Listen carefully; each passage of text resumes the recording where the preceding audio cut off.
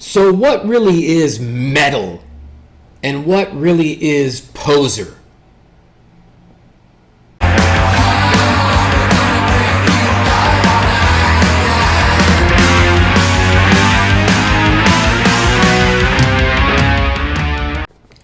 What's up, everybody? John Leon under the hat. I want to talk about a subject that I find interesting that just has been kind of something that's manifested through observations over the years and being in the music scene, both as a fan and in my own band. And just observing the attitudes and the mentality of what's considered, I guess, truly being metal, right? What gets you accepted in the circle of metal as being metal, and what's considered a poser, and what's considered not cool within the realms of the metal universe, right? Because there's, you go through that shit in junior high and high school in the quad, right? Like, you've got, I listen to this music, and so therefore this friend group is cool. But if you listen to rap or you listen to alternative music, or you aren't within the context of what we do, then you're not cool. I mean, that's a thing kids do, right? It's a whole sociological experiment in junior high and high school. But when you get past that, and you kind of your brain kind of grows up and you become an adult. You look at things differently. And I find it fascinating, however, that there's one musical genre where it just seems like, I feel like metal, that high school quad thing never quite leaves the genre. And I find it fascinating because in a lot of ways I feel like metalheads are some of the most intellectual, the most questioning of authority, the most, intense thinkers. So I wanted to kind of separate that because two things I'm obsessed with in the context of humans is fear or fearlessness and groupthink and the need for sociological acceptance. I think those are things that are big facets of the way humans act and how they interact in society and amongst each other. And I see it a lot playing out in the scene of heavy metal and its fan bases and the way everybody acts. The machismo and the whole, this is what's cool, or this is what's metal, and this is what's, you're a poser or you're fake or whatever. And I wanted to ask the question because, let's look at like the classic kind of thrash metal of the 80s, which also kind of came out of the punk scene of the 80s, and going into the harder metal, the death metal, the black metal that started emerging in the 90s. Because those are the scenes I grew up around.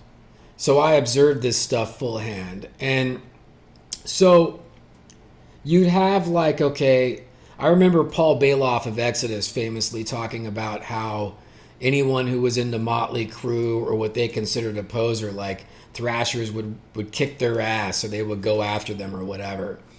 And I always found that kind of funny.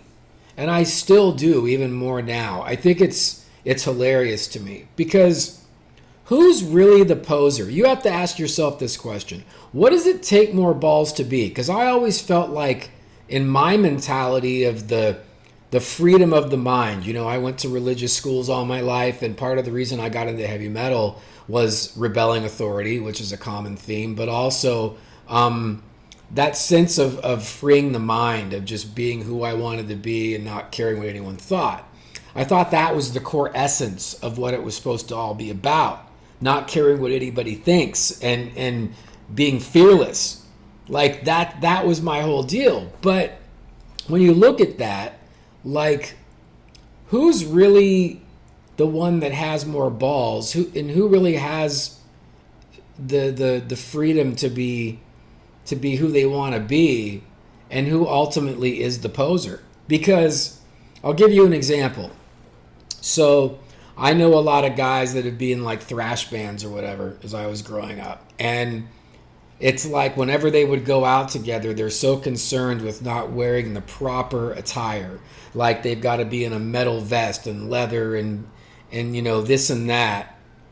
And if they would go out to the Rainbow or go wherever, if the guy that was in makeup or a fucking faux fur and fucking, you know, pink leopard skin pants or whatever, like he was the poser, you know, and so they were cool. But I always felt like it takes more balls to actually be the guy that dresses up in the leopard skin and the faux fur and the eyeliner and whatever in the face of all of those judgmental metalheads than it takes to get in the safe zone of saying, oh, well, I'm heavy, you know, I'm truly metal, right? Like that's the guy that's going to get more shit, get teased more, get more bullshit. But ultimately, he's probably the guy that's going to get laid more than you, more than the other, you know, thrash metalhead guy.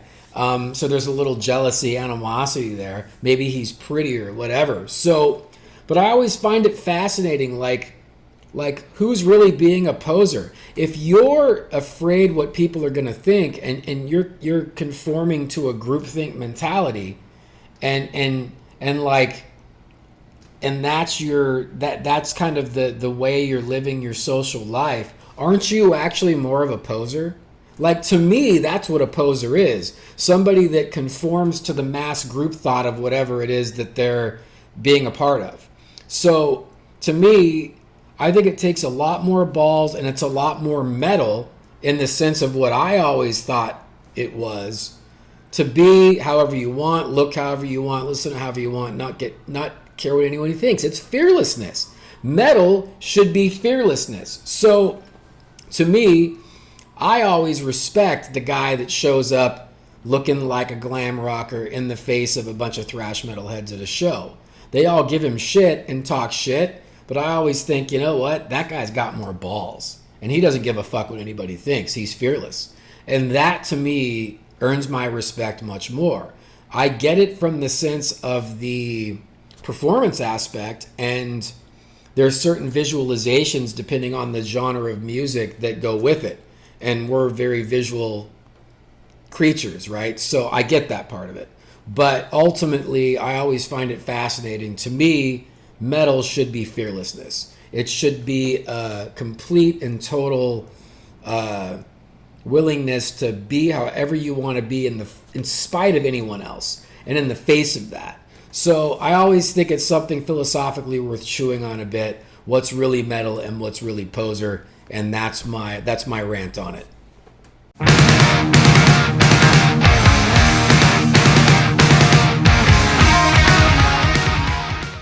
So I've got an announcement along with the album of the week that I want to talk about. And basically it's kind of a passion project for me, but I am actually starting a Robin Trower band tribute featuring the music of Robin Trower and James Dewar, the original pairing from early 70s to around 1980. We're going to be covering that whole catalog.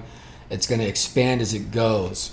And I want to talk a little bit about that particular band and why it's so important to me, and why, if you haven't really dove in to the catalog of that band, I highly, highly recommend that you do. I think that along with Thin Lizzy, at least in the States, in Europe Thin Lizzy is huge, but I feel like just one of the most criminally underappreciated bands of rock history. Robin Trower is known. People know his stuff, and he's got a cult following.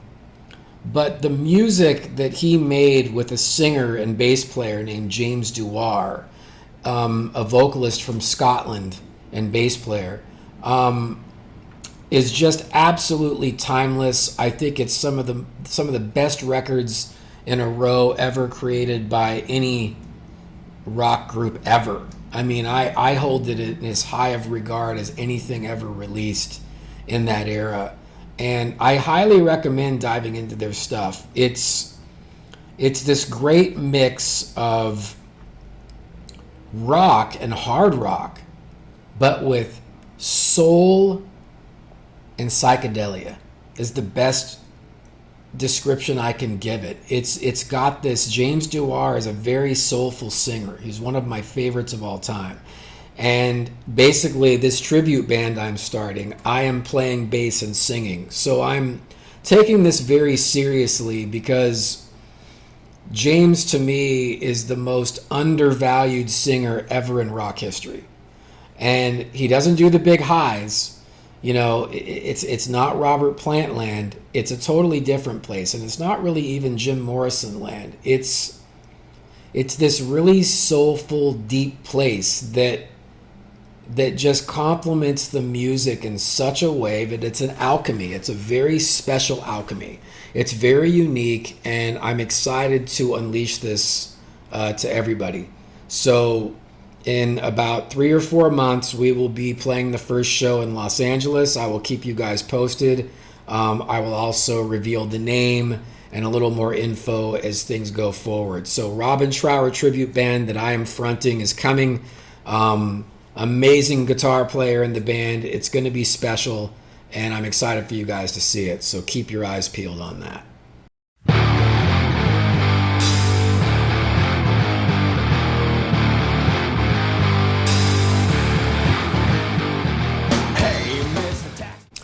So next, I want to talk really briefly about a record I think that everybody who's into rock, especially if anybody that loves 70s rock, should go get and listen to. I'm not going to do a full song-by-song analysis because I think it's just an album that should be listened to as a whole. But the album that I want to talk about is an album called Twice Removed from Yesterday from Robin Trower. Now, the album that everyone is most familiar with is Bridge of Sighs, which is just as amazing. It's a really special record, and that song is probably his most known song. A lot of people remember it from FM radio back in the day, or have just heard it here and there in different circles, and it's a very incredible song. I mean, it's one of the best songs of the 70s in my opinion. But Twice Removed from Yesterday, if you just have an hour, if you've got, a good stereo system or just want to throw it on the headphones when you go for a walk or a drive, I highly recommend Robin Trower's Twice Removed from Yesterday. It is an absolutely fantastic record that just has this really laid back, beautiful mix of, still has some of that magic psychedelia of the 60s in it, a lot of soul, really slow, cool grooves, and amazing guitar playing by Robin Trower, and phenomenal vocals by James Dewar. It's got a song on it in particular that's one of my probably top 20 songs of all time in history, called Hannah. And if you listen to one song on it, that's the one. The first 3 songs especially are just, I Can't Wait Much Longer, Daydream, and Hannah. Those 3 songs for me just are really, really special. And it's there's no other band like them. Trower gets compared to Hendrix a little bit because he uses Univibe a lot. And there is some crossover. But Trower is his own thing, man. And he has an incredible sense of air and space and feel. I mean, he is one of the best feel guitarists of all time. I think he's up there with Gilmour and with some other guys. I really, really do. And I think that he's just criminally underrated. Sure, he's got a cult following, but he should be mentioned among the great greats. He should be in that conversation with all of the big guys, with Beck, Gilmour, everybody, in my opinion. He has this way of feeling a song and has this way of just creeping into your bones with this soul that just evokes magic. He's an alchemist, and very few guitarists I would call alchemists. he's one of them. And James was an alchemist with his voice. And there's something about the combo of James, his voice, and Robin's guitar, and James's bass lines, that there's nothing else like it. And those first three songs to me encapsulate. I think you should go and listen to the entire catalog from Twice Removed from Yesterday all the way up to Victims of the Fury from 1980. There's a few albums in that catalog. You're spanning from about 72 to 80. There's also a great live album right in between it. You've got Twice Removed from Yesterday. You've got Bridge of Sighs. You've got For Earth Below. You've got Long Misty Days. You've got In City Dreams. You've got Caravan to Midnight. And you've got Victims of the Fury. Those albums and then the live album. I think every rock fan should dive into every single one of those albums. Every one of them. But I think if those three songs don't grab you and take you into the Trower web, so to speak, if your soul doesn't get, just completely wrapped up in it after those three songs, maybe it's not for you. But I think anyone who appreciates good music and appreciates depth and dynamics and feel, by the time you get done with Hannah, the third track, you won't be able to stop listening to Trower, and you'll want to listen to every one of those records. Hannah in particular is such a special song. There's something about it. It's purely magical, and I can never get tired of it.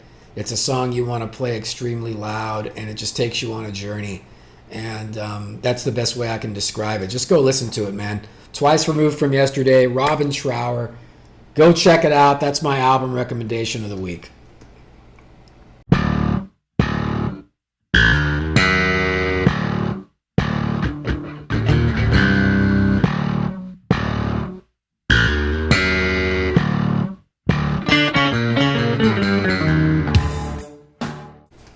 So just really quick, I was going to do a movie recommendation, but I'm actually going to recommend a show that I just got done watching 2 seasons of that builds up to one of my favorite movies. So I grew up a huge Star Wars fan. We all did.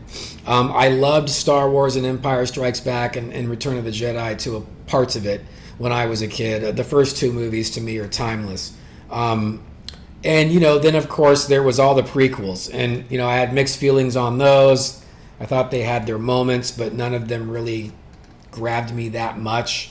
Everybody was pretty disappointed with those. We've had the 3 finale movies that Disney got a hold of, and I wasn't really crazy about those either, I've got to be honest. Force Awakens was a fun nostalgia trip, but they didn't have the depth of the first 2 or 3 films, of course. And I think most Star Wars fans agree with that. But there's one movie that I absolutely loved and is probably my 3rd favorite movie after A New Hope and Empire Strikes Back. Even more than Return of the Jedi, which might be sacrilege for most, I know. But for me, Rogue One is the best Star Wars movie since Empire Strikes Back. And I find it an amazing array of characters and writing and world building and concept, and it's such a great it's a true prequel to A New Hope and Empire Strikes Back. To me, that's the trifecta. Return of the Jedi has its moments and it ultimately ends where it ends, however you feel about that, with the super happy ending and everybody dancing in the forest with the Ewoks, yada yada. But I like the dark overtones and the realness of Rogue One and how it kind of correlates with, human society, us now, with the kind of new world order aspects and the oligarchs and all the things going on and what seems to be an empire building over the mass of worker bee humans that are running around the globe, right? And the distractions, etc. And I think Rogue One touches on that really, really well in very subtle ways. And so I want to talk about a show that I think is also the best Star Wars series. Mandalorian was cool. It's got its moments, and I know everyone fucking loves Baby Yoda. All right, Baby Yoda is super cute. That's great, which is the big selling point of that show. But to me, Andor if you have not watched the 2 seasons of Andor, and if you're a fan of the Rogue One movie, I highly recommend it. It takes a little bit to get going in season 1, but about halfway through, and especially season 2, it's the best Star Wars series and one of the best science fiction series ever made.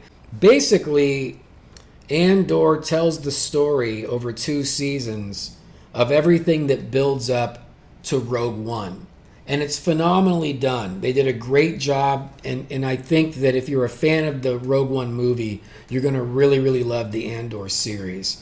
It's beautifully filmed. It's really well done all the way through, and the storyline is really, really well written.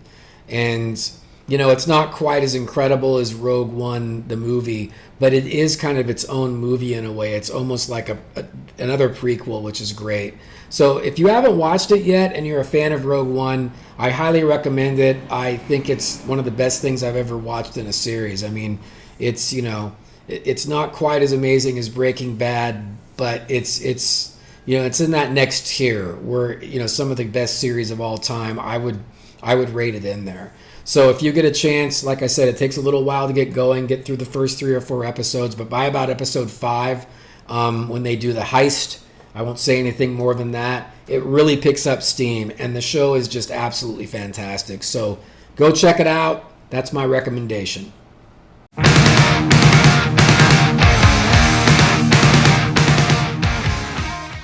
Just a quick piece of White Wizzard news. We are going to be releasing another single. It's called Night Lights. It will be coming out very soon, and we are going to be officially debuting the new lineup. I'm going to do a YouTube video with the guys. We are going to have a reel from our debut show and some behind-the-scenes stuff and interviews that we're going to be putting together and releasing both on YouTube as well as in an electronic press kit that we're going to be sending out to all over the world, trying to get a team behind us. We want to get a label to distribute the full-length record that we're mixing now. That's a concept that's really special. I'm really excited for you guys to hear it. I think it's the best thing that White Wizzard's ever done. We're looking for managers and booking agents so we can get out there to you guys in 2027. And so that's where we're at right now. We're going to debut the new lineup. We're mixing the full-length record. We're releasing a 3rd single. All 3 of those singles will be pushed more. The full-length record is going to be a full-length concept. I'm doing comic books with each song. We're going to have some special packages with that. I'm actually working on a full-length novel that I hope to complete probably at some time into 2027. So the album will be out well before the novel, but nonetheless, there's a lot of depth to the story, and I'm really excited about it. I've really spent a lot of time on it. I produced and engineered it for 2 years, and we're in the mixing process and final stages, which is exciting. I'm pumped, man. Like I said, I think it's the best thing we've ever done. The new lineup is fantastic. Great group of guys. I can't wait for you guys to see them. We'll get them on YouTube live. We've all got similar senses of humor. Everyone's super talented. It's a really easygoing, great group of guys, and we had a blast on our first show, and I'm looking forward to that. So all that's coming down the pipe, guys. Thanks for hanging with us. The roller coaster is clanking up the tracks. I think 2026 into 2027 is going to be a lot of fun, and I can't wait for you guys to hear the new music. All right.